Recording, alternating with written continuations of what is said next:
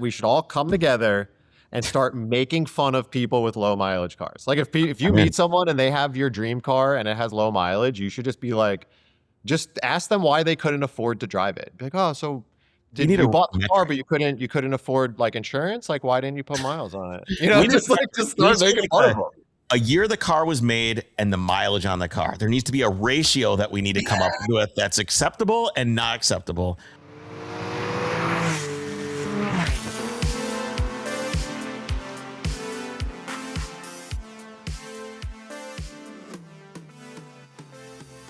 Mr. Vin, dude, thanks for coming to hang out on the podcast. How are you? Dude, thanks for having me. Long time in the making. We've been talking about it for like a year. I know. How is the life of a used car salesman going? You know, dude, my mom and dad were just in town. And I told my mom that I was like, oh, I want to like start, have a car dealership. And she literally thought I was going to get like a corner used car lot. And I was like, damn, that's what it sounds like when I talk about this. It does. That's why I bring it up. I think it would be so cool though to have like the streamers with the little colored flags and like the wacky waving inflatable arm tube man, like the whole shit. The painted like on the windshield, the painted numbers, like $6,995.95 at 30% interest. Yeah, dude, subprime loans all day. It's how we're gonna make the money. Subprime loan on a 964. There you go. Just sold that. Finance the stuff like you can finance a motorhome or like a boat. Everybody, I live in Minnesota, so everybody's got like wake surfing boats. Yeah, and the loans are like 50-year recreational loans. Dude, and those are expensive. Wake boats are like hundreds of thousands of dollars. I know, and that's why you need a 50-year loan. And the thing is they only last technically probably, I don't know, 7-8 years, and then nobody wants them anymore, and then you're stuck with like a 50-year loan. How does this work? Look, my thing with cars has always been like, I always bought cars that I didn't think will depreciate super fast, so owning a boat seems like the worst idea ever. It is. It's yeah, you buy a boat for $200,000, you pay it off in 50 years, and when you're done, it's worth like a half-eaten sandwich. I do pretty good with the cars too. Like I've lost count. I always think of cars I owned. I'm like, oh yeah, I own that. I forgot about that one. Probably like 100 cars. And it seems like the ones that I always lose money on are big body Mercedes stuff. Oh yeah. Mercedes are tough. I think they're coming around now. Like people seem to be, after the friggin' Porsche bubble exploded and no one could afford them anymore or want to pay for them. Like I feel like people are starting to be pretty privy to like, ooh, old Mercedes are cool. Especially for the you're not really using an old Porsche to be like a sports car most of the time. You're like driving it to car meets and shit. So like get an old Mercedes and have a sick cruiser and just like pull up. That's kind of where I'm at too. Like, especially if you look at like a 560 SEC or something like that, they're like 15, 20 grand. You slam them on some Pentas. You can do a lot with them. The problem is, and I encountered this, which is why there's a BMW engine in this one back here, is the transmission options are bad, dude. And the engine options truly aren't very good. Everybody's like, oh, Mercedes engines are great, but they're not. Yeah, I see people doing manual swaps on like the, W204 C63s and stuff now, which like makes those cars a little bit more interesting because previously, I always thought those cars were so cool and you drive them and you're like, this is a slush box auto from 2006. Like it's not a good driving experience at all. It's not even. Well, the new stuff you can swap like the CLK compressor transmission, I guess, can swap into other things. But the old stuff is really hard. So if you have like the old twin cam or the old single cam stuff, you might as well just do that. Yeah, totally. I want like a 300 TD. Are you sure? Just as like a cruiser, it'd be sweet. Not out, but you can't do it in California because they're so slow, and we don't really have speed limits here. So when you're not sitting in traffic, you're doing like 1,000, and that would just not do it. I had one of those for scouting the Overcrest Rally in Idaho. And flew out, bought it sight unseen. It was a wagon, non-turbo. There's turbo ones, there's non-turbos. This was the non-turbo. Yeah, dude, brutal. It was climbing the mountains. We ended up getting halfway up this mountain. The thing's overheating. The gauge is back. These things are like bulletproof, so they can handle a little bit of abuse. Got halfway up this mountain, going up these switchbacks, and I couldn't. No power plus overheating was just like, what are we going to do? So we popped the hood. I grabbed my little survival shovel, which I do not know why I brought it with me, but I did bring a little like unfoldable survival shovel. And I packed the entire engine compartment with snow. Shoveled it in there and packed the whole thing in and then shut the hood. And I was able to cruise the rest of the way up the mountain with the thing packed through snow. But dude, they are That's an incredible fix. It was. It worked. It worked for a little while. Anyway, I got us to the top of the mountain, and the other side's all coasting and on the way down. But dude, yeah, they're bad. The turbos are not bad. You could get away, own a turbo. You could daily drive that for sure. My buddy has got a short wheelbase 2-door G-Wagon that he put a OM 617 in. That thing is sick. Dude, that's a beast engine. Turbo diesel. That's the 2JZ diesels, right? Yeah, dude, that thing, it's so cool. It makes like 400 horsepower. Like it looks OE in the engine bay. It's so nice. The short block on that, I think, can do 800 horsepower before the block just cracks. It's just like that, and that's it. That's it. So I wanted to find out a little bit about kind of your car history and where this kind of started for you. What's a car that you've owned that most people didn't get? Have you been down that road yet where you've, bought a car and people didn't understand it and they got it later? No, I think like, sorry if the audio is terrible, guys. I went to my shop to try to get away from bad audio, and now someone next door is just like cutting metal all day. Yeah, they're building a shed. We'll see if AI cleans it up. We'll see it. We'll give it just in case, audience. I'm sorry. I tried my best. You better be extra good to make up for it. We'll go for that. You better be extra good. I'm a pretty like I don't want to say basic, but like I think I like a genuinely like mainstream cool stuff for the most part in terms of cars. So like I've had GTIs, Evos, STIs, M3s, like things that I think people kind of do get. I think most recently the car that I have that I like love so much that most people don't get is the Mark II GTI. And like I built this car, it's got a full like Mark III swap in it. So it's got a 12 valve VR6, 5 lug, bigger brakes, all the stuff, whole OBD2 setup. And like I built that car, and most people just, if you're not into Volkswagens, you don't get it. You're like, it's not overly special looking. It's not fast. It's not a great driving car. Like it sounds kind of cool, but like, I don't really get it. Whereas for me, I'm like, dude, Mark II with a 12 valve swap is probably the cool, like for 18-year-old me, that is the coolest car on the planet. What was 18-year-old you driving at the time? My first car was a 1996 GTI 2.0 5-speed. So like base model GTI made like 90 horsepower. And you can do literally nothing to it. Unless you put like a new speed supercharger on it, there's like literally nothing that can make that. Mine had a K&N intake, a Remus exhaust, and it had, when I bought it, it had coilovers on it, which was sick. And then I put some like 15-inch a mil, like 15 by 8s on it, and I traded a standard STA 500 BMX frame for some Mark II Recaros that I put in it, and like drove it. Oh, and I did a Jetta front end swap because like you had to do something, so I did a Jetta swap. And that was my driver for a bit. Like that was my car through high school and stuff, and I loved that thing. But I always wanted a VR, so I was like, VR was like the king. But when you're a 16-year-old kid shopping for a car, you're like, I'm going to get the one that's cheap. Yeah, exactly. And for me, it's like putting the VR6 things in cars is peak. If you think about, it was what you could do, the swaps that we could do back in the day. I don't know exactly how old you are, so maybe I'll date myself a little bit, but it was 37. Okay, so not too much younger than me. You did a 16 valve swap. Yeah. You did an ABA swap. You did a VR6 swap, or if you were the shit, you did a 180 swap. Or right, but the 180 swap back then was crazy because you're talking about taking a motor out of a car that was like pretty new. Yeah, exactly. Like the 180 really debuted in what, like 99? 99, so, 98, 99. Yeah, so that felt pretty baller. When people had 180 swaps, you were like, holy shit, this is crazy. The G60 swap was kind of the outlier too, I guess. Yeah. When I did this swap, everyone was like, oh, do a 3.6 Cayenne motor. It's real easy. They make a ton of power, blah, blah, blah. And I was like, no, I want a 12 valve, 2.8 liter VR6 because that's what I wanted when I was a kid. And I was like, I don't care about it making 300 horsepower. Like, I'd rather it make 170, but be a 12 valve, because I also, adult me wants like pretty OE type stuff. So that car has factory radiator, air conditioning, like all regular parts. So if anything goes wrong, you're just like, oh yeah, I'll hit up FCP. I'll go get, thermostat housing for it or something. Like, you don't need like swap parts and stuff, Right. Was there a time when you realized that,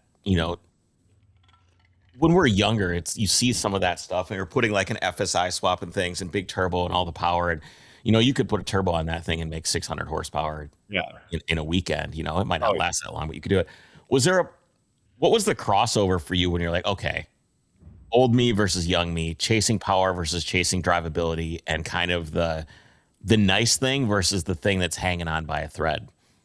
I think honestly it was pretty recently. I built a bunch of nonsense cars in my life. Like, I built a lot of cars with like engine swaps and take everything out of it and make it into like a bad street car because I wanted a crazy race car for the street. And I think you do a bunch of those and then you're like, I don't really like love this. And it changes with your use case. Cause like for me, I live in Southern California. Driving anywhere sucks. There's just traffic all the time. Like, most of the time you're just kind of like cruising on the streets. So you start thinking about like what makes a car more fun for your use case. And it's like, for me, I live in a grid area where there's no nice roads that are closer than like an hour away. There's always traffic. It's always hot. So I'm like, what do I like in a car? And I'm like, well, I have to build a car around like what I'm using it for, not what my brain thinks I use it for. Because if I'm like, oh, in an ideal world, I live in a place with a backcountry road, and I want to have a BMW 2002 with a F20 S2000 drivetrain that revs to 10,000 RPM and all that. But then I'm like, yeah, but you live in a city environment where you just don't get to drive like that. So like, that car would actually probably not even be that much fun where I live. Sounds like you need to come out on an overcross rally. Dude, yeah, I truly love driving more than anything. And then I drive around where I live and I'm like, I hate being in cars.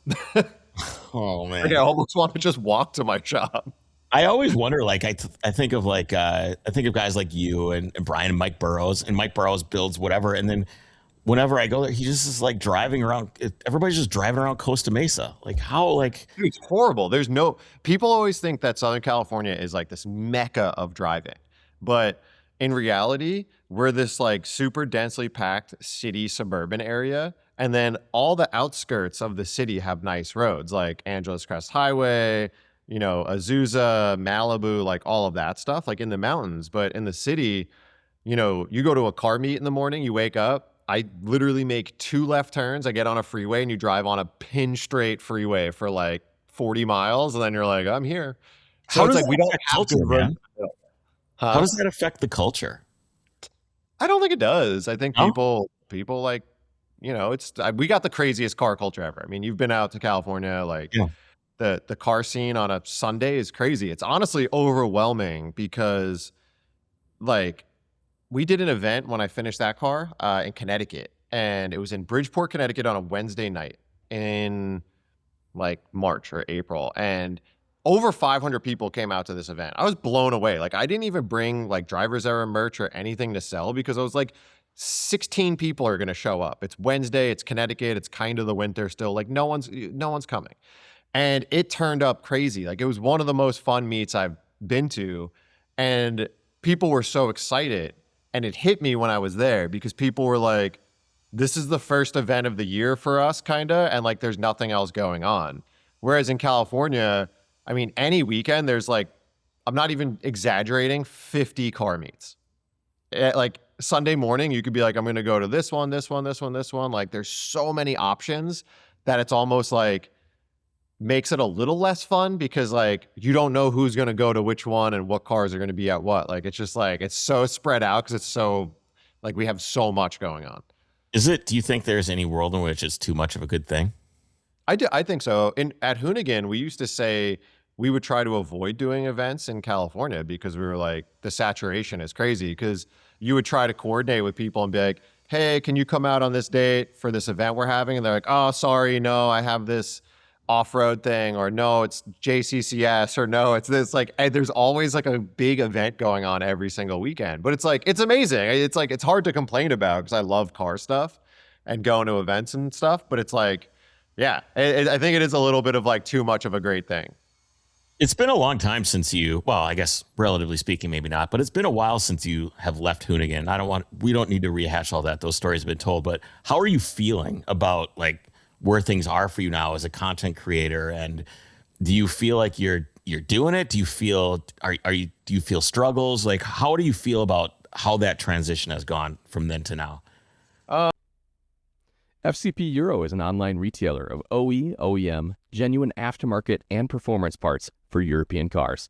From BMW to Porsche, Volvo, and more, their catalog is a one-stop shop with over 275,000 unique products, including expert assembled kits to make shopping simpler. Actively building out the Volkswagen, Audi, and Porsche catalogs from current to our favorite classics, including the Mark I Scirocco free-ride car, they are working to have every part you need for all of your cars. Plus, every product they sell is backed by a lifetime replacement guarantee. Even wear items like wiper blades, brake pads, and oil filters, lifetime warranty. With the opening of their distribution center in Mesa, Arizona, FCP Euro is now shipping parts from both coasts, serving most of the country in 3 days or less with free shipping. We at Overcrest have been working with FCP Euro for years and can vouch for them. They are real people who are passionate about what they do and the cars we love, while making sure to put you, the customer, first. Check them out today at fcpeuro.com and take advantage of free shipping on any order over $49. All right, let's take a quick break to talk about our latest sponsor, The Common Gear. Now, the story of your car matters just as much as the machine itself. Every receipt, every late night fix, rally mile, that's your car's identity. But most of us have that history scattered everywhere. You know, it's in your glove box, it's on social media, it's in a repair bill that who knows where it went. The Common Gear fixes that. It's a platform built by real car people for car people. It allows you to digitize everything. Maintenance receipts, build photos, records, provenance, where it's coming from, where it came from, every mile that you log, every oil change. And it's all organized, all searchable, all in one single place. And if you've got decades of paperwork, perhaps, that you bought with a vehicle, guess what? They have a white glove service. They'll digitize everything for you remotely or on site. You'll hand them chaos, and they hand you back a complete car history. It adds credibility. It adds value. Think about if you're going to sell your car, everything now you can show is in one place, has records, is ready to go. Go to thecommongear.com, make your free account, and start building your car's digital legacy today.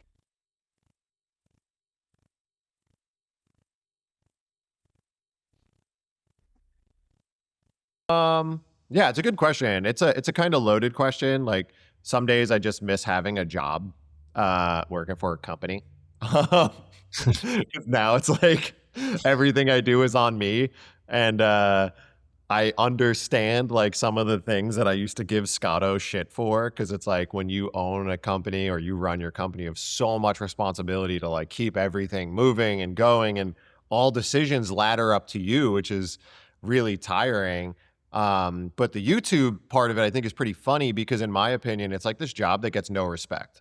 It's like people look at YouTube, or I'm sure podcasting or hosting rallies and stuff, and people just think like you have this fun job and it doesn't really have work attached to it, which isn't really the case. So it's hard to complain about it because like people are like, oh, but you just get to have fun all day. And you're like, fuck, if you only knew. But I enjoy being a content creator. I love doing car stuff. It's like my dream to do this. So it's really cool. It's just a hard balance of like doing what I feel is like true to me and what I think my audience wants, which is like my audience is like guys like us, like late 20s to like, mid 40s, into cars, doesn't want to watch like clickbaity nonsense. So it's like, how do I balance like trying to do stuff that I think will get views, because that's sort of how you survive, versus like not being one of these like new gen content creators that I hate so much. Because like there's a lot of dudes and girls who I respect and I like what they do, and I've been following them for a decade, who you can't replicate what they do because it won't work, right? Like I can't try to be Adam LZ light. because like no one's gonna watch me because Adam is like a million times better and has a lot crazier stuff going on. But then you have all these like new gen people who are doing kind of like gross stuff that I hate, like building Alibaba cars or like, just destroying stuff for clicks and like things like that I think breeds bad culture. So for me, it's always a struggle of like, how do I make stuff that I think is like just good, like mature content that is fun to watch and like you get something out of it versus like doing stuff that I think would be more successful for like an overall like business or like numbers growth. That's always like the fine line of like, how the hell do you do that? What is the grind like? Like, what is a week like for you? Or, what's your cadence? Is it once a week, once every couple of weeks? Yeah, we make a video once a week because I Yeah. want to do like higher quality videos. I don't really want to do just like run and gun vlogs.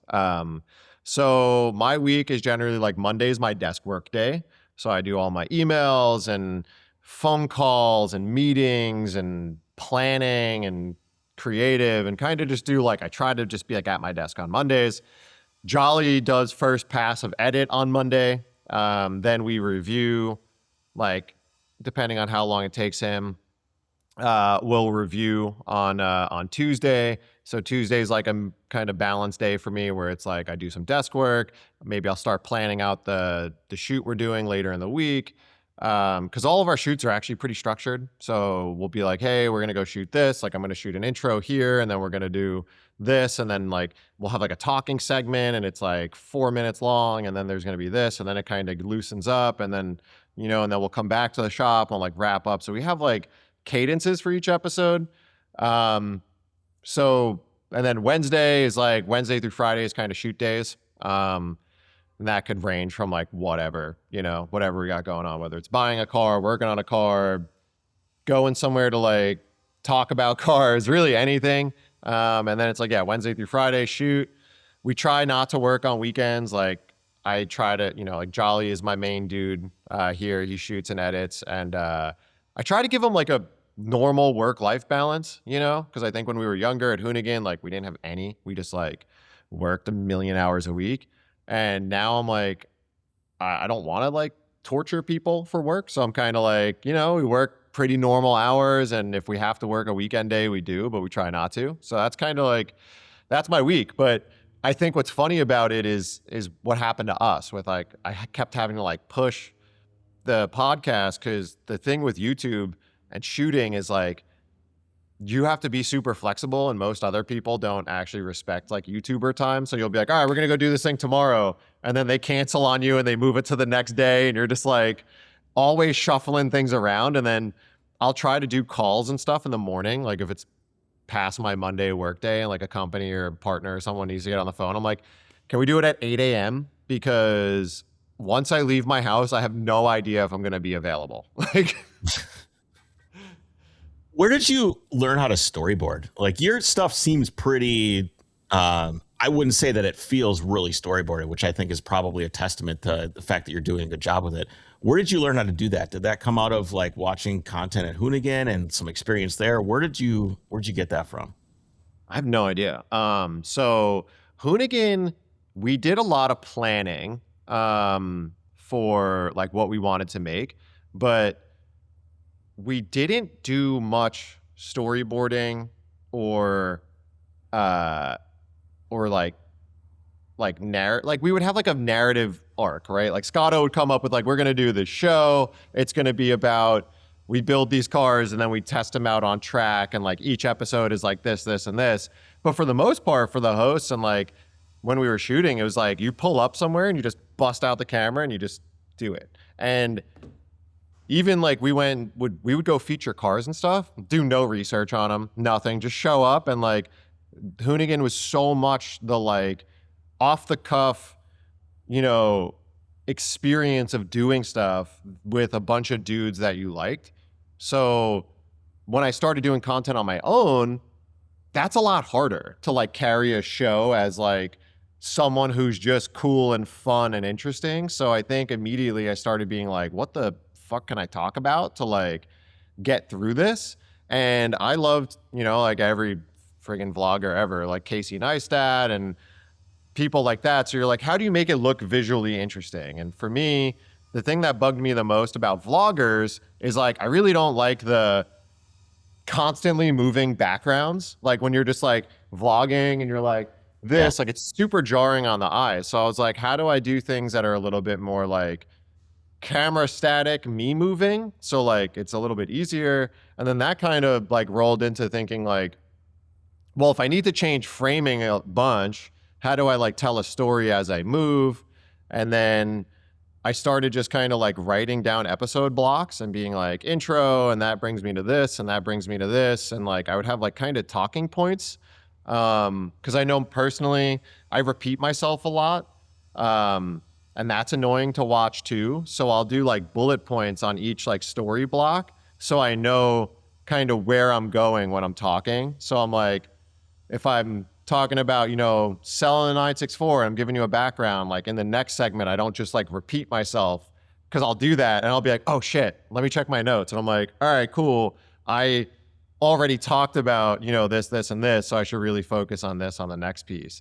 So I have no formal training in it. And I honestly had no idea. I just kind of like would think about what I would want to watch and just kind of like make it. I don't know. I don't know if I don't really know anything. Do you consume automotive content? I do. I feel like between editor at Petrolicious and Overcrest, I am consuming car content without doing it on purpose, like 10 hours a day.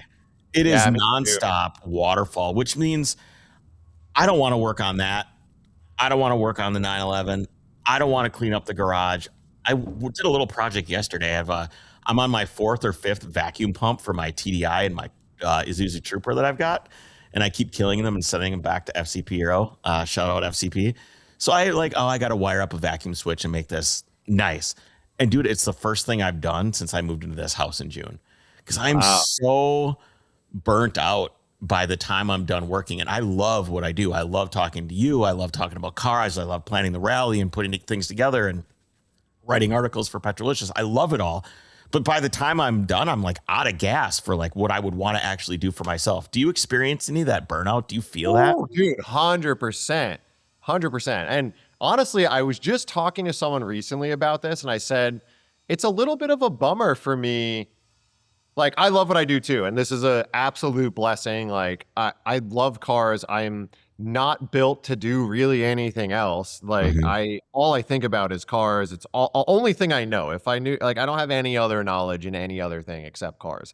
So it's what I love doing. But I feel you on that, because I'm like, man, cars were such a passion for me, and I loved doing it. And now sometimes, like, if it's not content, I don't really want to do it. Like the GTI, I have cams, valve springs, a shifter, some seats, and I got fenders repainted for it. And like, I've had this stuff for 6 months. And I'm like, I just can't. And my plan for it was actually to do it at my home garage and not film it. Just like do it when I want to have time to do it. But then I just don't have time to do it. And just recently I was like, I should just make an episode about this somehow, which like, I don't know how to title and thumb another episode about that car, but like I should come up with a concept and then do it for a video. So at least I get it done. And that to me, I was like, man, that kind of sucks. That sucks bad, dude. Yeah. That sucks. Because I just don't have the time, you know, like I don't have the time to do another project off camera, because it's like I work for my YouTube company and all my, you know, the other companies are surrounding it like 100 hours a week. So I'm just like, when are you going to be like, oh, I'm just going to go do cams in my garage and, you know, spend an entire day doing that? I feel like it's making me drift away from the old me. Same. A little bit. Like the old me was, dude, I was like, I don't know. I would do whatever I was doing during the day, whether it was, I was a wedding photographer for a while. So I was doing wedding photography, or I was doing whatever, or talking shit on Vortex, or whatever it is that I was doing with my time. And in the evening, I would just come out here at like 4 o'clock, and I'd be out here till like 9, 10, 11 o'clock. And Jessie, my wife, would be like, yo, are you hungry? You know, and I would just grind and just build. And the last thing I built was this Mercedes, and I built it like to do something for Overcrest and to show Burroughs I could do it. And haven't touched anything since, and it feels Yeah, strange. it's a tough one, and it's hard to not sound negative about it. But I think it is like a part of getting older, which is like, you just have like some different priorities and stuff. Also, and just like kind of being overloaded with it. But it's tough because like I love coming to the shop. Like sometimes I'll be here and I'm like in a rush to get home, and I'm like, but then I'll stop and I'll be like, man. Like my mom was just here yesterday. We were working on my dad's Chevelle before because I'm sending that back to New York for him. And we were just like doing an oil change and like just like little stuff. My mom was here hanging out and she was like, wow, this is crazy. Like, you ever think you would have all this? And I was like, no. No. I was like, I used to dream about having a garage because my car, like, I just had a carport at my apartment, Yeah. And now it's like, I have all this shit. And it's like, I got lifts and cars and like tools and stuff and a place. And I'm like, this is crazy. And sometimes I'm like, I can't wait to get the fuck out of here and go home and do nothing. And you're like, No. whereas 6 years ago, I would have lived here. I would have just been like you. I would have never came home. It would be like 2 a.m. and I would have been like, I'm still working on my car because I'm inside. Like, yeah, this is the first insulated garage I've ever had. Is this? And I am with you, dude. I had my worst garage situation was I had this like 1,000 square foot house with Jessie, and I had a rabbit that I was building for her. This rabbit ended up being really sick, but the garage was a Home Depot shed that someone had wood screwed to the side of the house, and a rabbit barely fit in it. So I had like an easy up set up at the entrance of this shed so that I could like push the car out and have room to work. So I would push the car out under this easy up, and I didn't think anything of it. Bro, you know a lot of the same guys from the East Coast. So like Swoops and those dudes from like the Volkswagen scene, and then a bunch of my friends who I met out here from New Jersey, the Auto Real Dream, like drift guys. And we would always just talk about like, we didn't even have garages. We were all just working out of our parents' driveway. Like me and Greg would just be welding stuff on our cars in the snow. Like there would just be snow piled on the side and we're just like outside and you work on it with like a jet heater blowing at you. And that was just like how we built cars. And now we're like, oh, I have a shop. My standards are almost too high now. Right? Like your standard of what you expect for yourself, because you have learned. We've learned, right? We've learned how to like weld some and do things correctly. Where back in the day, it used to be, I'm in the mode of, I want to get it done right the first time and then start the car. Yeah. 15 years ago, it was like, I want to start the car. When can I start the car? I need to start the car right now. And the wires are like hanging all over the intake manifold. I still have that a bit. Like, oh man, who gets a part and is like, I have to put this on. That's why the GTI, it's crazy to me that I've had like cams and shit and I haven't done it. Because normally like I'm the dude, parts show up and I like open the box immediately and I'm like, I got to get to work. Like I got to do this shit. So doing stuff for YouTube is sometimes like the killer for me, because you'll be like, even if it's a project we have planned, and you're like, all right, we're going to get this done. Like we're going to shoot it in 3 weeks. I'm like, God damn, you got all these brand new parts or like these like things I just bought. I can't like do it yet. So I'm like 50-50. But then when it comes to just like personal stuff, like I think maintaining cars has become really hard for me. I've paid people to do my oil changes recently, dude, just because I'm just like, I don't want to do that. You get excited about building these cars and you're like, oh, I got to do this, this, and this. And it's great. And then you have 5 cars and everything needs like one little thing. And you're like, I'll get to it. And then you're like, holy shit, like everything needs something. Everything's broken. One day I wrote down, like I had a whiteboard and I just put like a to-do list for all the cars. And I was like, I got to get rid of stuff. Yeah, I'm storing stuff outside now. This is it's like a 4-car garage kind of, but I don't have any room for up here because I have to do this stuff. Nokian Tires has officially launched their newest tire, and it's one we're especially excited about, as it's tailor-made for the type of driving we like to do here at Obercrest. It's called the Surpass ASO1, and what sets it apart is it's a high-performance, all-season tire. It's made specifically for drivers who want the most out of their cars without sacrificing capability when the roads get slick. We know all too well how unpredictable the roads can be, whether you're out on one of our rallies, one of your own adventures, or just running to the grocery store. And let's face it, a car can only perform as well as the tires it's on. That's why the new Surpass ASO1 is so great. It offers the grip of a dedicated performance tire, but won't leave you stranded if the road or weather gets rough. Not only does it come with a 55,000-mile warranty, it also offers Nokian Tires pothole protection. If you happen to damage your tire beyond repair, Nokian will replace it for free. Check it out at nokiantires.com/surpass. Looking for the best app for navigating your next adventure? Look no further than onX Off-Road. With over 750,000 miles of trails and comprehensive offline maps, you can explore without worrying about cell service. The app features trail ratings, detailed information, and a Discover tool to help you find trails near you. onX Off-Road also includes public and private land boundaries, so you'll always know where you can legally off-road, camp, and explore. Want to stay connected? The app features a cell service layer, so you can plan your route with service in mind, which is great for emergencies or just staying in touch. And for added peace of mind, there's a wildfire layer that helps you avoid active fires and smoky areas, keeping you safe and aware of current conditions. With tools like Route Builder, waypoint marking, real-time updates, and route sharing, you're fully equipped for any adventure. Try it for free for 7 days and hit the trails with confidence. Download onX Off-Road today. But the car dealership actually will eventually serve this addiction, in that if I can grow the car dealership alongside YouTube, then what I could do will kind of help build everything. So like I look at this like a couple steps ahead is, once I could like, YouTube doesn't make any money. This is hilarious. People always, a dude I want to hire to be a tech for this next thing I'll talk about was like, well, you're rich, you make YouTube money. And I'm like, I sent him a screenshot of the GTI. Yeah.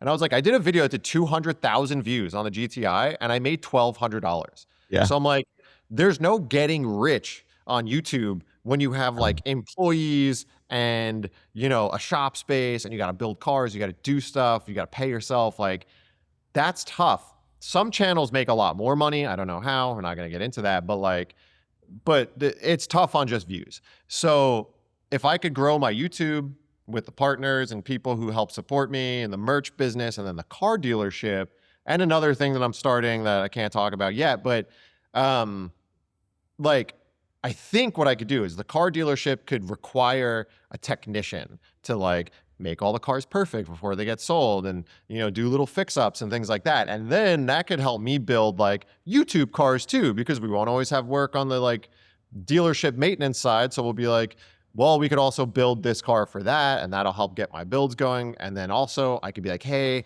I'm busy. Can you change the wheel bearing on my car that I need? Yeah. So I'm hoping that like in the near future, I could actually Every shop owner's dream. mission who could be a part of the channel and like all the content and stuff, because I think it could help grow everything. But You need to hire like a dude that's like Wayne. Remember Wayne Carini? dude, yeah. His The guy mechanic, who's like that 6 old million dude, years that old was that super worked for him. cherry. That super Yeah. cherry old guy. Yeah. Yeah. You need that guy. So, but to go back to the Hoonigan / like how I feel now, is the biggest thing I have, and I don't know if you could relate to this, is hiring people is fucking scary. Because like, you know, you have an employee and you're like, you care about these people and you're like, I have to pay them.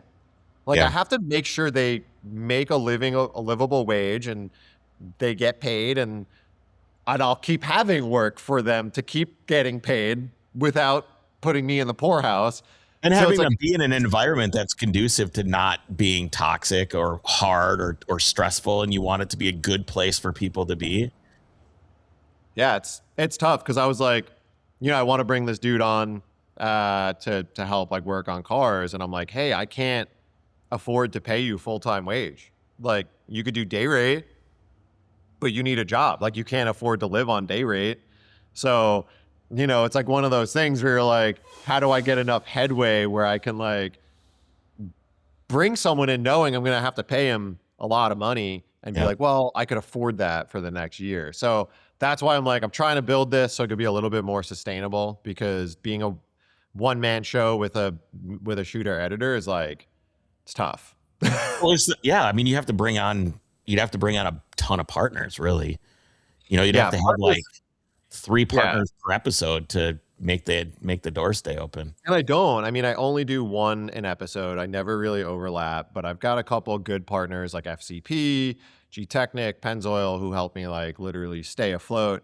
But it's funny because the audience is like divided, right? You get some vocal minority who like gets pissed off when you do ads, and then other people who like don't care because they get it. But I just don't think people understand that like without partners, none of this shit exists, and like that's all work too. So, you know, I It's an won't like. enormous amount of work. People don't understand that having partners, they don't just give you money and you get to just hold their product up. It's tons of meetings and pitches and strategy and like scheduling and social stuff and what are the deliverables going to be and how much is it going to cost and here's the contract and why haven't you paid me and dude, it Bro, is. the thing that's crazy is what you don't realize is like partners like FCP and whatever, right? They'll pay me, which is great, and I appreciate that. And I do really support their business because like I like the group of people who are there. I support what they do. I think they're good. But like I can make more money hawking fucking Ridge wallets. You know, because like, and Ridge Wallet, I don't ever need to, like, I don't have to wear this shirt. I just like this shirt, but like, I don't need to even associate with them. Like, you know, I could, NordVPN will just pay you, you put an ad in the video and you move on. I mean, they're still hard to get all those deals and you have to make sure you like hit KPIs and shit. But like, you know, partners take a lot of work because it's like, how do I make sure that, you know, FCP and what I do correlate together, you know, like how do they feel natural? How do I talk about oil, you know, without sounding like I'm being a salesman? But it's like I use the stuff, so you got to make sure you show it and, you know, everything. So it is like it takes a lot of coordination because sometimes like a month will go by and I'll be like, oh shit, I didn't do anything for like this partner. I gotta like retool some ideas, you know. Podcast is growing, so it's starting to get to that point now where some of the mental health, male enhancements, stuff like NordVPN, whatever, are starting to come knocking, and I'm kind of going, "Wow, that's a lot of money, relatively speaking to what I'm, you know, charging regular partners and stuff like that." But I also don't want this to turn into like a. I don't want to change it too much. You know, I don't want to, like, it's a tough one because like I talked to Mike Burrows about this a bit, and it's like as long as you're doing partners that you feel like bring your audience some sort of value, then like, and it doesn't hurt them, then cool. Like I just shot an ad for a coffee company, and they do like coffee pods, and I actually really like them. Like I literally drinking one right now. Like it's great. That's not the brand, but I don't even know what brand that cup is. But like, I'm like, I'll promote a coffee drink to my audience. Like, why not? It's good, you know? And then like things like that. But then I get all these like online gambling games and, I've got that too. Fucking AI promote some AI bullshit. And I'm like, I don't want to promote any of that stuff because I think it's garbage and I won't. But, you know, if like I'm doing an ad for like I forgot the name of it, but it's like a meal company, like, you know, like you get like ready-made meals. And I'm like, that's cool. I actually need that.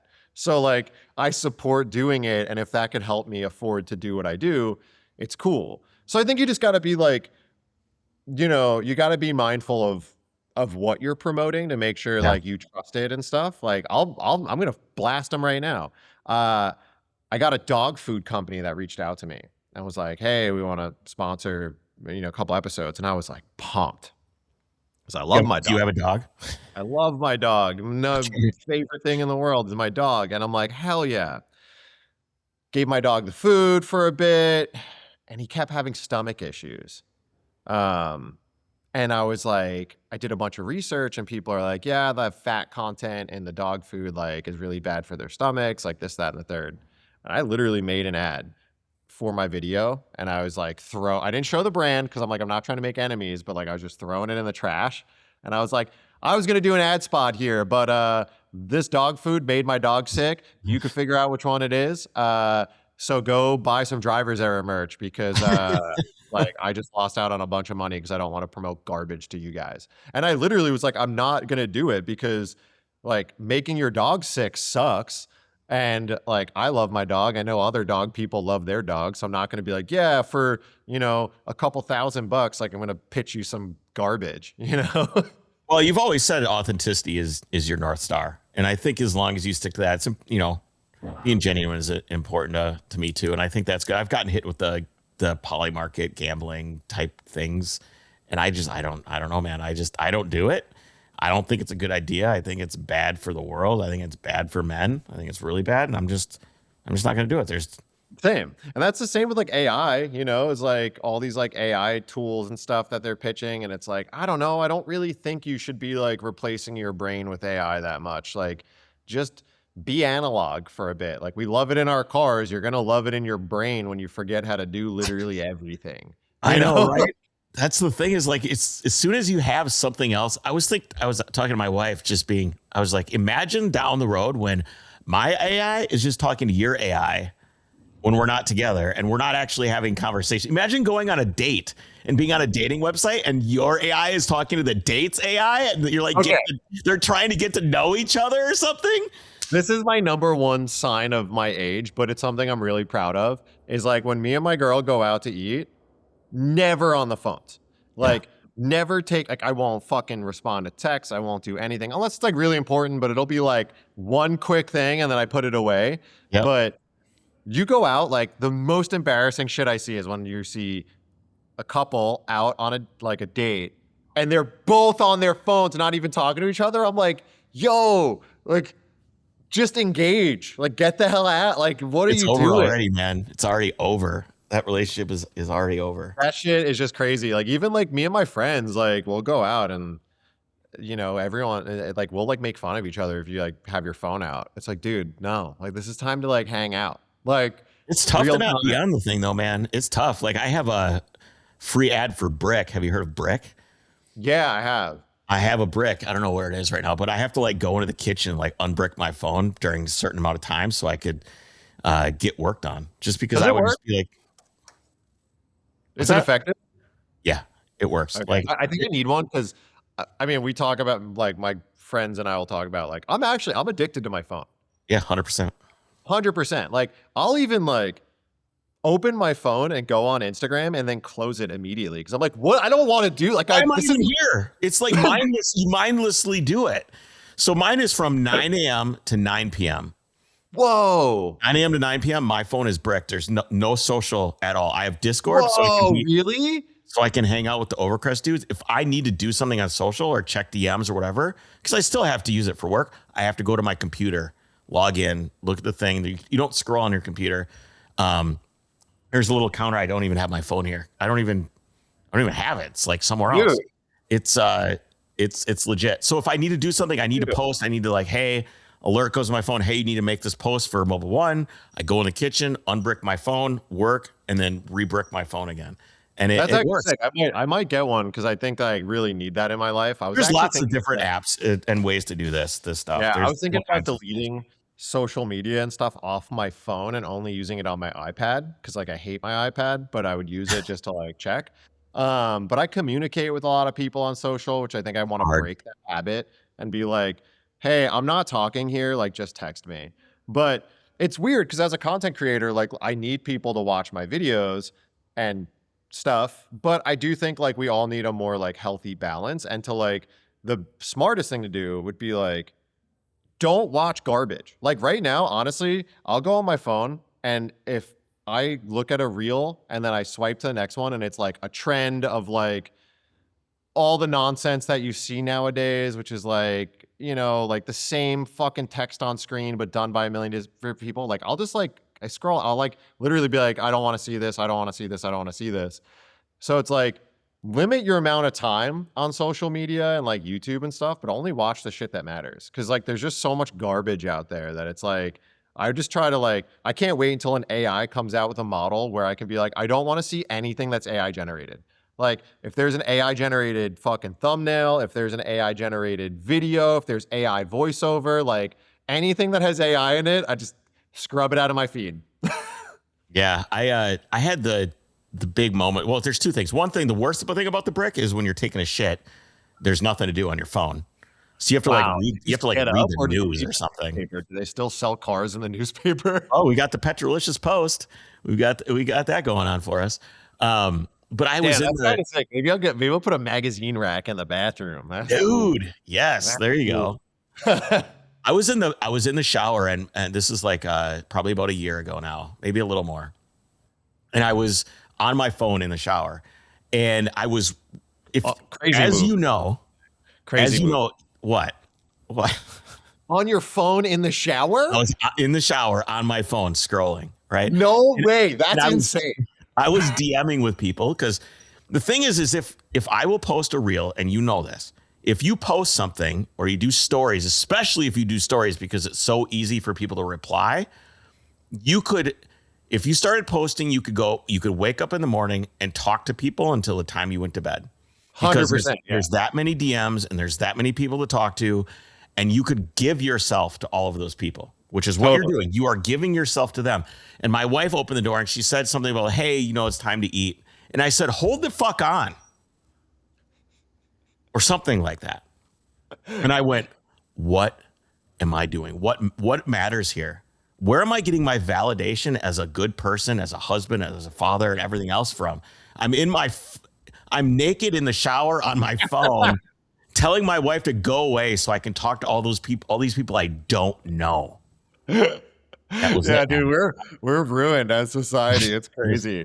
That's so funny. Cause like I'll do it too. I'll definitely be like, my one thing I've been trying to change, and this one's hard, and I know people out there struggle with it. Don't look at your phone when you wake up. Dude. Cause I know if you're around our age, you wake up like an old carbureted car. So you need to warm up for a bit. Yeah. But like the days I don't do it and I get up and I just move, like I wake up, I'll make coffee, I'll go like, a little exercise or stretch or just like pet my dog and like look at the sky. I feel so much better than when I literally lay in bed for like an extra 40 minutes just looking at Marketplace or like on Instagram. Like it's insane. So you say the only thing is cars, and your life is cars. You live and breathe cars. I do too. So I think one thing I think about as we go on, and Overcrest has always done news. We've done news episodes with the podcast. So we do like an interview, then we'll do like a history of the manual transmission or something like that. So, and I've noticed we've been doing this for 7 years. We've done like 525 episodes. Wow. Doing it for a long time.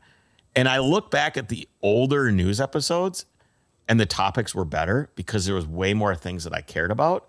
Right. And as we move, the news is becoming more EV oriented, more autonomous car oriented. And I go, as good as the times are now, because they are good. Yeah. There's never been a better time to be a car enthusiast, I don't think, because you can get parts for almost anything. Sometimes they're expensive, but you can at least get them. Yeah. It's a really good time. But at the same time, the writing is on the wall, man, for us. Yeah. What do you mean? How long is this going to last? Is the next generation going to even care about cars? Are they going to be watching your YouTube channel in 10 years as everything becomes more and more difficult to drive legally? Things are less exciting. Think about when we were growing up. What were we looking up to? You're 37, so when you were 20 years ago, you're in the early 2000s, late 90s. Cars were pretty cool. Clive Owen came out with an E39 M5 film that was pretty dope. Yeah, we were in peak car era then. Now the M2 is no longer rear-wheel drive and it's being replaced by all-wheel drive. There's no manual transmissions anymore, and everything's starting to slip away. I think the big shift I think we may see is like, for the first time ever, cars are mainstream cool, and I don't mean like they're in movies and like rap videos, because like that's always been a thing, right? I bought wheels off Jermaine Dupri. Right? Rich people like cars. Shocking. But I think now more than ever, cars are this thing that people with reach are using as a thing to relate to people, and they're starting to showcase them more on social media. So like cars are more mainstream cool. That's why there's more demand for these like halo cars than ever. It's why a lot of these like cars that weren't worth any money are worth more because people with tons of money will just fucking buy them out from under you. So it's like, I worry that I think cars may fall out of cool because trends are cyclical, just like fucking skinny jeans and baggy jeans and all this other crap. I think eventually cars for mainstream artists and creators and stuff will not be as interesting and we'll move on. Then maybe we get a little bit of a fall off, which could be cool because then we get people who are like just back into like nerds like us who want to be in it. I think media wise, I think people will still watch because like a lot of people tell me they like my content because it's not over the top and I don't do fake shit and I just focus on cars. But like, will you be able to find the content you like or will you be continued to be served the crap you don't like because it does more numbers? Who knows? Yeah, I don't either. So how does it feel to be a Ferrari owner? That's got to be kind of weird, right? Because yeah, dude, I never thought I'd own a Ferrari. Like, prices have gone crazy too since you got yours. So I grew up with a picture of an IROC Z on my wall. Like I was just like, I don't even know why, but like I love that. IROC Z, wife beater, getting out, dude, long hair. IROC Z with T-tops. That was like my halo car when I was like a child. And then I got into Volkswagens. I never really cared about like supercars, hypercars, any of that. Like I still don't honestly care about anything that's like Koenigsegg's and whatever the hell. Like, no interest. So yeah, having a Ferrari is a weird one. Hold on a second. Why? Why does that stuff not interest you? What is it about? Is it too unattainable? What's that? Is it too unattainable? Is it just so far out of the realm? Maybe I think it might be like the price is like insane. So like, who cares? You know, I don't think, I think I'll become more and more successful throughout my life. Like I know that.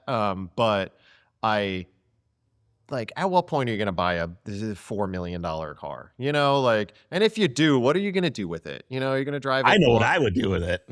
Yeah, but you know, like if I won like $200 million, sure, I'd buy like a fucking, you know, whatever the hell and go rip it. But like, I don't know. I just don't really care about them. They all look too crazy. They're all like way too expensive. They don't like, to me, it's like liking like a video game or something. Like they don't really exist. Is this a new car thing? Because there's a lot of really expensive old cars too.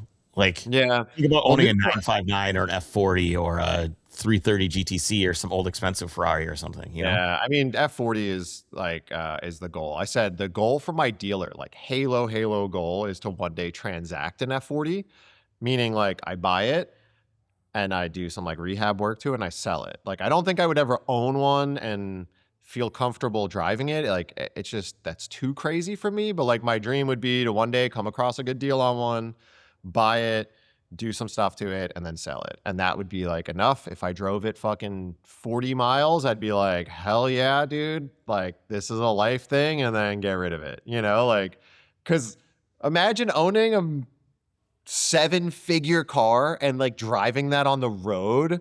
Like that would be crazy. I was at Car Week with my buddy Alex a long time ago, and we were parked. We were on like next to the golf course. There's the road out there and everything. There's all these houses, and I parked my 911. We were just kind of hanging out. We were trying to figure out where to film. We were filming Das Ziel, which was the film that is on Stanceworks now, and just filming about Car Week. And Alex was like 19 years old, so his eyes were bugging out of his head as seeing all the supercars and expensive stuff. I've never been, by the way. Really? Yeah, never. Why? Well, let's finish your story and then I'll tell you. Okay. So I'm sitting on the road. We're just like looking at the map or our phones. I have no idea what we're doing. This dude like opens the gate to his house. So it's like, just opens the gate. And the guy walks out. He's like, hey, I got something to show you. So we get out of the car. We walk in around the corner, F40 sitting there. Woo! Just parked outside behind his gate, F40. We're like, holy shit. You can see this in the film if you go and scrub through and find it. And he's like, do you want to start it up? Or do you want to hear me start it up? I've got, well, yeah, of course. I've never heard an F40 run in my life. So he's like, you got to help me open the clamshell or whatever. And I'm like, I'm imagining the cost of this clamshell as I'm opening up. This has got to be like 5 or 6 years ago too, and they weren't as valuable as they are. So anyway, it's super like heavy. We open up this thing and he starts it up and he revs it up for us. And he's like, cool. It was so great. Like this dude, like, and he had like a Mercedes SLR like off over the way too. It was like, but it was so neat that he wanted to share that with us. And I regret to this day not going, so should we go for a drive? Why didn't he ask? Oh, he probably was dying for it. He was dying for it. He would have said, why wouldn't he say yes? If he was willing to open his gate, come out and go, hey guys, you know, like, does this dude have no car friends? Like he's just dying to show somebody this F40. I will always, I have a picture of my car in front of that guy's house. If I ever get my 911 out there, which I'm almost certainly will. The guy wasn't that old. He was probably in his 50s. So there's still a chance that I could go and maybe he still owns that F40 and maybe he will give me a ride in it and maybe he will let me drive it. Dude, oh my God. I think I have a way that I might be able to drive an F40, but I'd be too weary to ask. But I met a dude. He was a Dallas Cowboys player and I met him up at Newcombs and he just like watched my channel, which is crazy. Like whenever like people who are super successful like are like, oh, I've seen you on YouTube. I'm like, that's crazy. Really? But he had his F40 up there. He bought it in Europe. He put like, he so far has put like 6,000 miles on it. And I'm like, you're a fucking hero. Like that rules. And he's like, yeah, I just drive it like a car. And I'm like, That's wow, awesome. that's incredible. I mean, that would be me. I think like, what's your like, I'm rich, I'm going to buy it and drive it every day because fuck you car. What's yours? I'm trying to get back to it. So the car, my GT3 RS was my favorite car on the planet. And I sold it because I thought it was too expensive for me to own. And I sold it to start the dealership, like to have money to, you know, This was recently, yeah.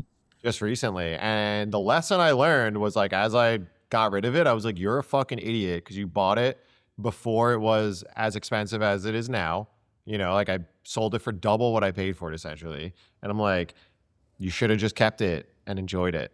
You know, You'll never have another one, right? But I mean, it took me selling it to realize that like now I want to work back to my dream and get there and then like use it, you know? So that's did like you my not new drive it goal. very much? Did you not drive it? Did you not drive a lot? I put 11,000 miles on it in 3 years. That's pretty good.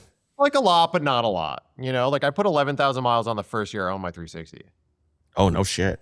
Yeah. So like in perspective, I feel like I didn't drive it a lot, but yeah, I think like, so my new goal is to literally get back the car that I sold and then like not worry about it, like just use it. And if I buy it and I'm like, you know what, I've sold one before and it was a regretful thing, I'm going to buy it again. And I'm going to be like, I don't give a fuck if anyone hits me or I depreciate the mileage or anything because I'm never going to sell it. So it doesn't matter what the residual value is. So I'm just going to like buy it and use it. So that's my new goal is like buy it and use it. Will I be able to get it again? I don't know because they just keep going up in price and it'll That's get the to thing a I'm point. scared about with this.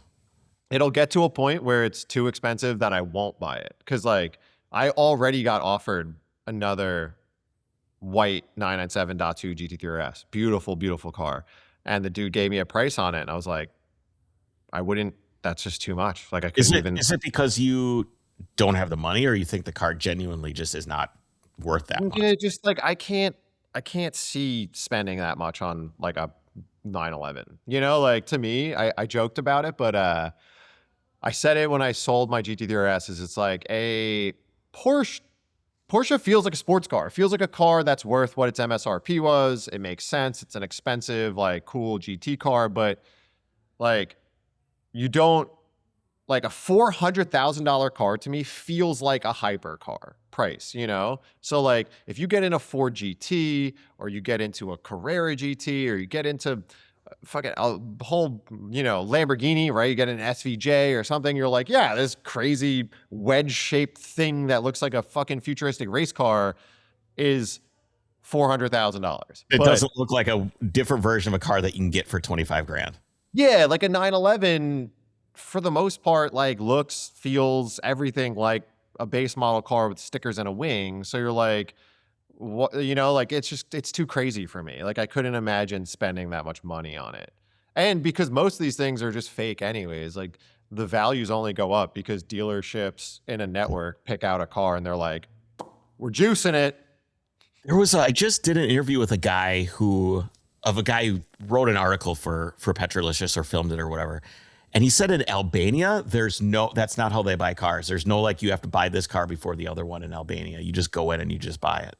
Oh, I mean, like, The secondhand market, though, like the used car market. I mean, look at old Ferraris. You mentioned it earlier that prices have gone crazy. Yep. The prices of like F430 Scuds and 360 Challenge Stradales went from like it's increased over 100% in months. Like, and I've never seen it happen so blatantly before than it did this year. 2025 was like an F430 Scud was like 200 grand.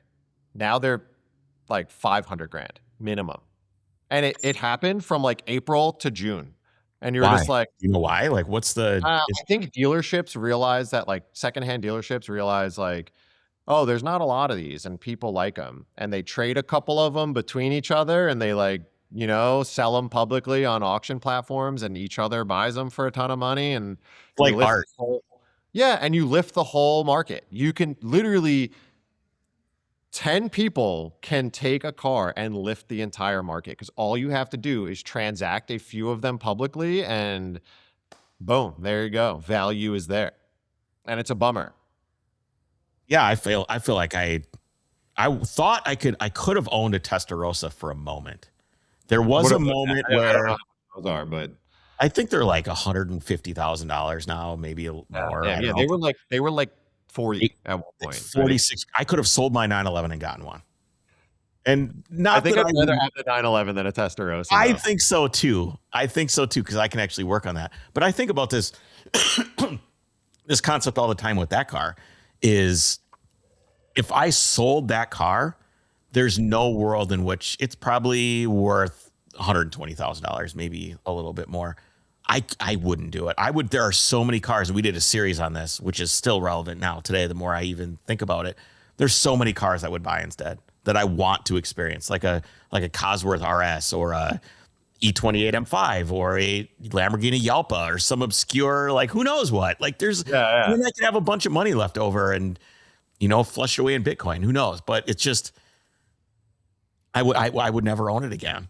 Well, that's my girl used to always tell me, I'd be like, because I was thinking about selling my Porsche for a long time because I was like, oh, it's so expensive, like, you know, crazy. And she's like, what are you going to use the money for? And I'm like, I don't know, savings. And she's like, boring. Yeah, she's like, and she would always tell me, don't. She was like, if you're just going to put it in the bank, just keep it in the garage. Because like, who cares, right? What are you going to do with the money? If you're not going to do anything with the money, like keep the car. So I was like, yeah, you're right. And I always did that. And then that was why when I finally was like, hey, I want to start doing a dealer on YouTube, you know, like it's hard for me to just like pull money out of our our money to like go and buy nonsense cars. Yep. So I was like, let's sell this car and fucking start over. And she was like, yeah, I support that. Like if you're going to use it for a business thing and you believe in it and you want to do it, do it. So I did it.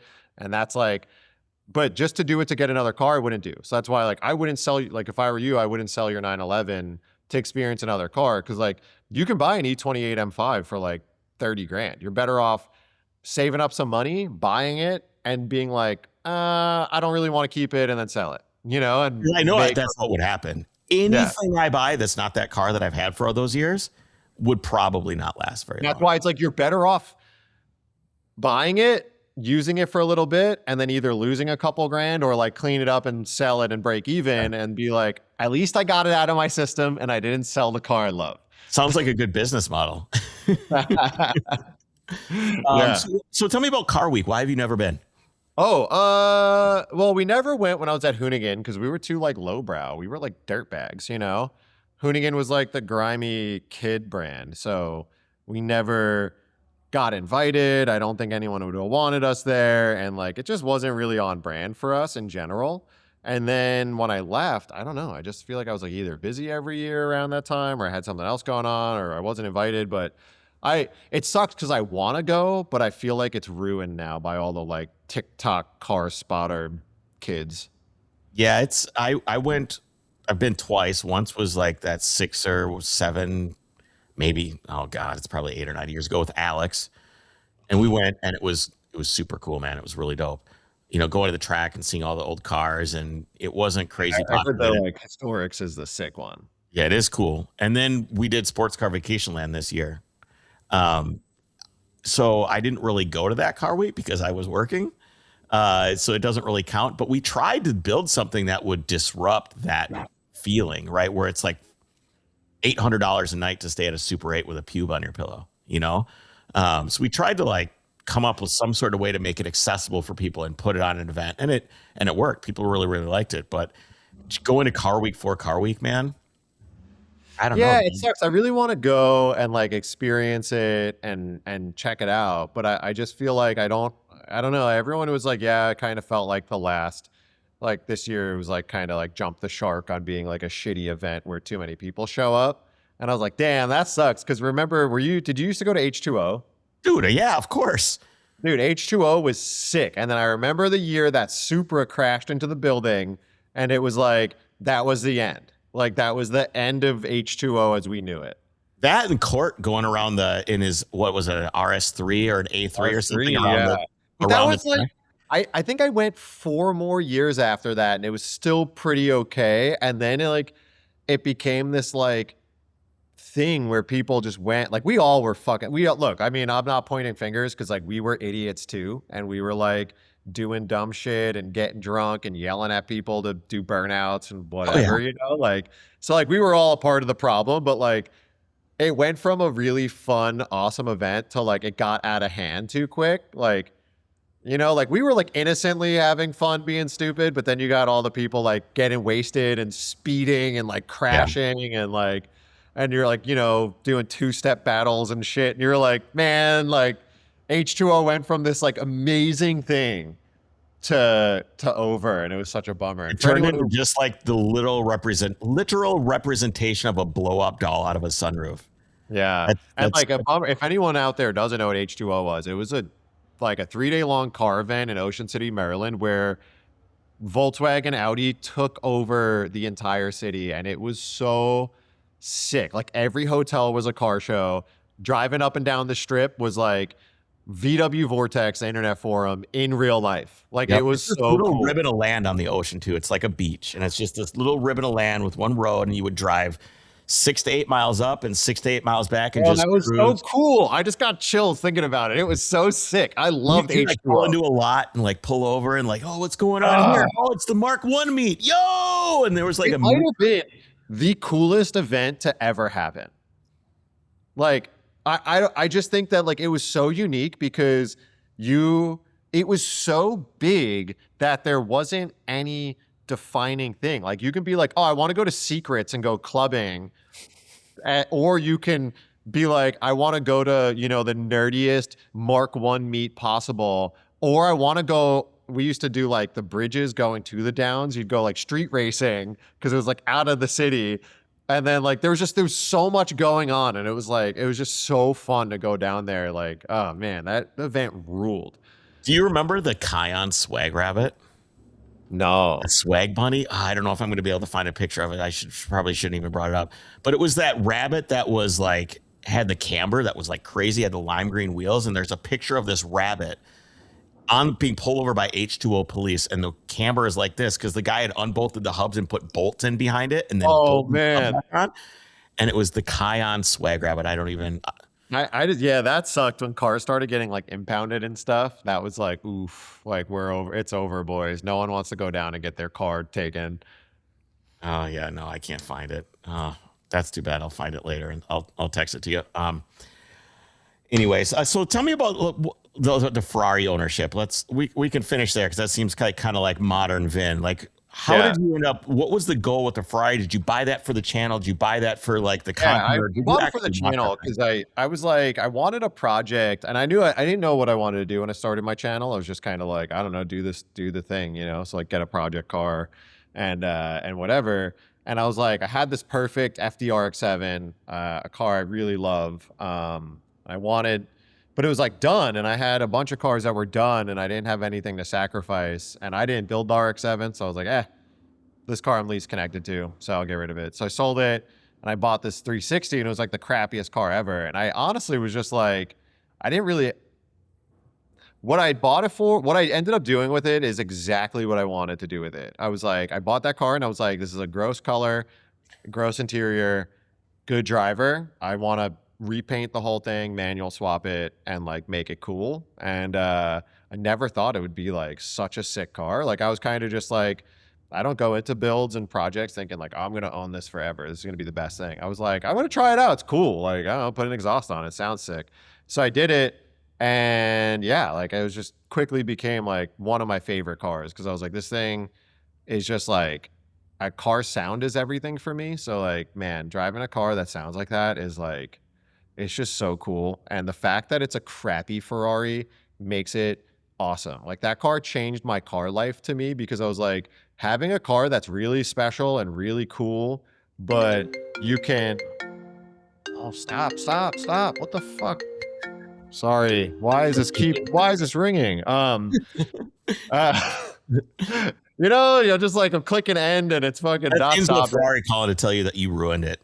Yeah, but no, it was one of those things where like a super special car that feels special to drive and you can just use it like without it being sacred is just something that I was like, wow, this is so sick. Like I didn't know this existed. And for me, it really made me think like I kind of like crappier cars, like not crappy cars like I like driving junk, but like I like cars with issues. I like cars that have paintwork on them. I like cars that have miles on them. I like things that aren't like collectors, because it's like getting in your Ferrari 360 gated manual and just being like, oh, I got to drive 150 miles today and just like doing it and not caring about it is sick. To the point where I actually think I want to start making fun of low mileage cars and just being like, what happened? You couldn't afford to, it's so sad you couldn't afford to drive it more. Like, what was the problem? Maintenance costs? And just start bullying people with low mileage cars and just make fun of them. Because I'm like, why do we think that's cool? Why did anyone decide that like a sick car with no mileage on it is cool? Like that's because the there's lamest always thing. the sentiment that you'll pass it along to the guy that'll actually drive it, who wants the low miles, who will put the miles on it. But that guy never comes along. No. He never comes along. It always gets traded back and forth by a bunch of nerds that don't drive the car. But like, why is it cool? Like, no one cares. There's not. I mean, I know it's like Because famously quoted by Jerry Seinfeld. The potential, dude. It's the potential. It's just like there's no good stories about a car with 900 miles on it. Like what? It's like a guy that never leaves his house. That guy doesn't have any stories either. Yeah, it's like, get out of here, dude. I don't care. Like I just don't give a shit about it. I think we should we should all come together and start making fun of people with low mileage cars. Like if you meet someone and they have your dream car and it has low mileage, you should just be like, just ask them why they couldn't afford to drive it. Be like, oh, so you bought the car, but you couldn't afford like insurance? Like, why didn't you put miles on it? Just start making fun of them. A year the car was made and the mileage on the car. There needs to be a ratio that we need to come up with that's acceptable and not acceptable. I'm not good enough at math to figure it out, but we should, it needs to have been driven at least a couple thousand miles a year. A thousand? At least you have to drive at least 1,000 miles a year. 1,000 miles a year. Okay. Because if you have a lot of cars, like I make fun of Scotto a lot, but he's got a lot of cars and he likes his bullshit more than his cool cars. But like, I get it. If you have like 7 cars, it's hard to put a lot of miles on them, Doesn't matter. So you can't, why are you giving him an out? You've got too many cars then. If you can't drive them, you've got too many. You should sell them to someone who will. Yeah, I agree. I used to like idolize people with big car collections, and then like you own 4 cars and you're like, whoo, boy. Yeah, 4 or 5 possible unless, because you look at guys like Adam and TJ and stuff, but like they have mechanics. Yeah. The only way you could own a bunch of cars like that is if you have copious amounts of free time and money, or you have a mechanic, because there's just no way for a working adult to like maintain 6 cars. No. It's just 4 or impossible. 5 is the limit. That's it. That's all there is. Hey, I found this picture for you. We'll end on this note. You tell me if you recognize this car or not.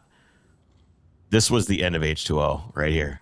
Have you seen this shot? Have you not seen this before? This is like legend, man. That's so modest nowadays, but like in like 2007 or whatever this must have been. Beginning of extreme camber came with H2O. And ironically enough, it started with cars that had like solid rear beam axles and stuff. And you're like, it's so ridiculous. It was funny. The guy actually was pretty cool. He was, I can't, you remember the Water Wagons guys? No. Oh man, I can't think of anybody's names. I'm really bad at that. Anyway, so this car was actually kind of unique. Like he did like this whole dash thing if you were to get in it and sit in it, he redid the whole dash in aluminum, and right in the middle was a Garmin. Just like a little 4-inch Garmin was right on the middle of this thing. It was such a strange car and such a strange dude. I mean, Vortex bred a certain type of creativity with cars. I mean, it was definitely like a weird world of like, it makes sense on pre-social media, whereas like people trying to be extreme to stand out and also trying to be like different. Like there's so much of that, like, I'm going to do this because no one else has done it vibe, you know, that I think still exists on social media, but was like like I call it pre-internet, even though we were on the internet, but that was like website internet. Yeah. Yeah. There's also it was definitely tribal too. You know, you had Mark 1 guys, Mark 2 guys, or you had 1.8 T-swap guys versus the VR6 guys, and you had, you know, square headlights versus the round headlights. And it was like you were always looking for your tribe amongst the larger tribe. Well, that was what I said was like so special about like forum days is you weren't trying to impress the entire internet. You were literally trying to impress your subculture within a subculture within the subculture. So like for me, this is embarrassing, and I know you're going to lose all your respect for me, but I was a Mark IV kid. Like I had a Mark IV GTI. That was like kind of my home for a long time.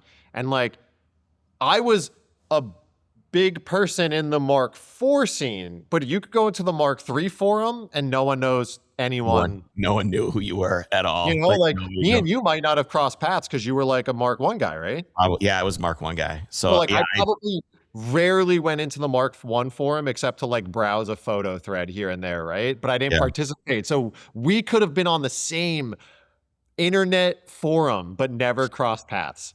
We were absolutely posting at the exact same time. I was trying to get banned, and you were, who knows what you were doing. I got banned. Dude, I spent most of my life on Vortex. Me too. I've been banned 27 times. I had accounts that had 10,000, 15,000 posts. Dude, I was like a monster. It was literally go in the garage, work on the car, do all this shit so I could be like, guys, look how far I got on my project today. And you do your project thread, and then you could talk about it. And I feel like that was such a good catalyst for projects, was sharing projects. Yeah, I actually, you want to know, just we could end on this, me feeling real nice and nostalgic, is I still participate on forums. I go on Renlist, Porsche 997 forum, and someone started a thread about my new silver GT3, and I literally, like, they were like, oh, he sold his car, but he's back in a 997, like, sick. And I commented, and no one knew who it was because I didn't, like, my name on there is different. And I started posting, and I just use it as like my build thread now. So I update the forum before YouTube. So I'll be like, hey guys, pulled my engine out today, like this and this, and like this AC line is bad. And I'm like, yo, this feels like I'm 18 again, and I love it. Like just making content for 28 guys who still use the forum. Like, it rules. The small tribe. Vin, thanks for hanging out with me, man. It was good. I hope I can get my car out there for air water. I really want you to drive it. I was watching you talk about driving I think it's the car that's right behind you there, maybe. No, this one just sold. It's getting picked up tomorrow, I hope. So, but I really want you to drive this. I think it's special. I think it's what a GT3 Touring would have been back in the day. I want you to have a go. Dude, thanks for your time. I appreciate you. Thanks for hanging out. Yeah, we'll catch up soon. See ya.